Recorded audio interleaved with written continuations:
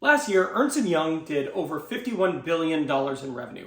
They have almost 400,000 employees, and they have 150 offices in 70 countries. They are a massive firm, and they're considered part of the Big Four. And getting hired there is really competitive, but it's about to be a lot less competitive for you, because in today's video, I'm going to give you some of the actual questions they ask in the Ernst Young interview process. I'm going to teach you from a recruiter's perspective exactly what you need to say to answer these questions. Now, this is video one of a 4-part series, so make sure you stick around to the very end of this video, because at the very end of this video, I will tee up the next video right here on the screen.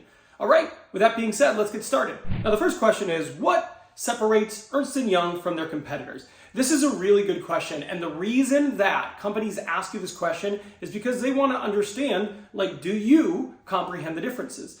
Are you aware enough of Ernst Young as well as their competitors to offer a intelligent sounding answer here?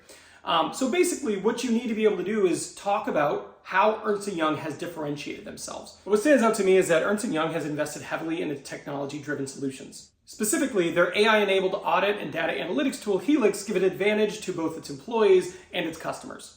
You could say something like that, right? And what you're basically looking to do is just specifically talk about some of their advantages, some of the things Ernst Young is doing relative to its competitors. What I would probably do is I'd probably look up the competitors and do a little bit of research on their competitors.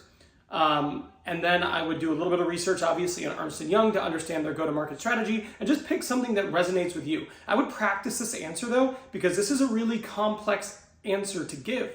And it's really easy to mess this up in the moment. So this is one of those ones where I'd probably take time. I would write down your answer, and then I would spend time rehearsing it because it is complicated to answer. I found this question on 4 different websites. So I know it is one that's going to come up in many interviews, and you have to have a strong answer for this question. Speaking of strong answers, if you are looking for technical questions, I'm not really going to cover them in this video, but if you go down to the pinned comment and you click that link will give you the full list of technical questions asked in the interview process. The next question is, what is your approach to learning and developing a new skill? Now, this is a type of question you might get anywhere. The reality is, looking at 2025, 2026, and beyond, learning new skills is going to be imperative. The world is evolving. AI is in the workplace now. Just a few years, it wasn't at all. So somebody who can learn is really important. What they're looking for here is 1, you're someone who embraces learning, and 2, you have a system. So it's important when you answer this to have enthusiasm. So your answer can be specific to you and how you learn, but you want to make sure that you demonstrate, I embrace technology, it excites me, and I have a plan to learn new technologies. Your answer could sound something like this. I'm the type of person who really loves learning new things. So for me, I love it when there's a new tool or a process that I can learn so that I can be efficient as possible. For me, the best way to learn is to learn from somebody who has used the tool and then practice it myself. So whenever I'm asked to learn something, I like to partner with somebody who is a subject matter expert, ask them to go through the process with me, learn from them the tips and tricks they use, and then use it myself and iterate in order to become as effective as possible with the new tool. But I love using new tools, and I look forward to doing that.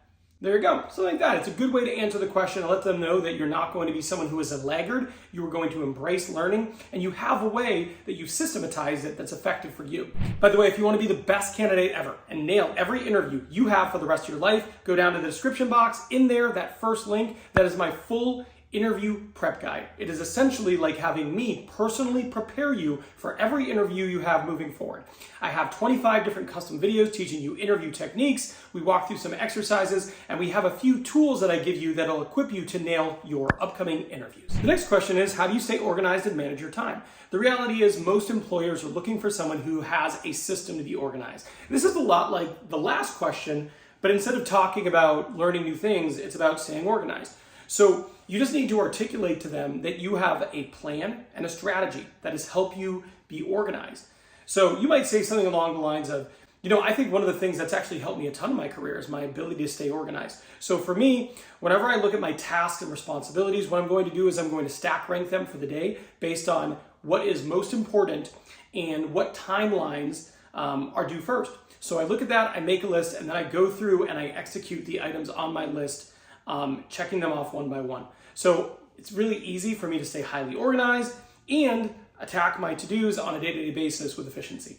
There you go. Something like that is just an easy way to answer it. Feel free to make it your own, but just make sure that what they feel when you answer this question is that you are someone who is highly organized and you have an efficient way to go through your tasks. The next question is what motivates you. Now, what motivates you is something that is unique to you, and you need to have passion in this. But where people mess this question up is in the moment, they're not expecting a question like this, and they don't have an answer. So think about what motivates you. It could be becoming better every day. It could be growth. It could be helping people.